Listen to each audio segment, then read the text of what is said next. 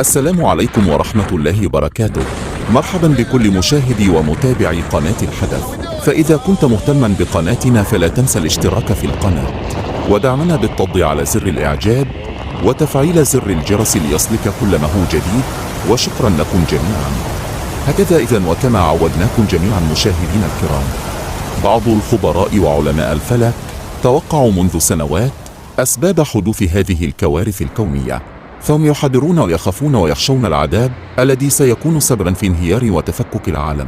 زلازل وفيضانات وبراكين والتغيرات المناخية لم تشهدها الأرض من قبل، وحروب مدمرة تلوح في الأفق.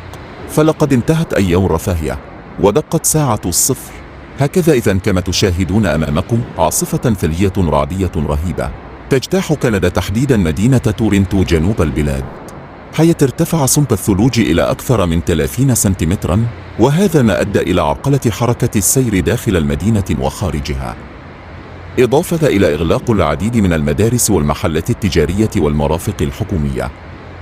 وتشير الوكالة الأرصاد الجوية بأن الوضع سيزداد سوءا خلال الساعات القادمة بسبب قوة العاصفة الثلجية والرياح القوية التي تشمل جميع أنحاء المدينة.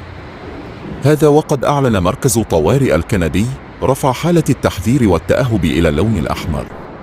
وقد أعلنت مديرية الأرصاد الوطنية إلى عموم المواطنين بأخذ الحيطة والحذر والابتعاد عن الأماكن الخطيرة. وفي الختام نسأل الله الأمن والسلام لكل شعوب المنطقة ولكل شعوب العالم.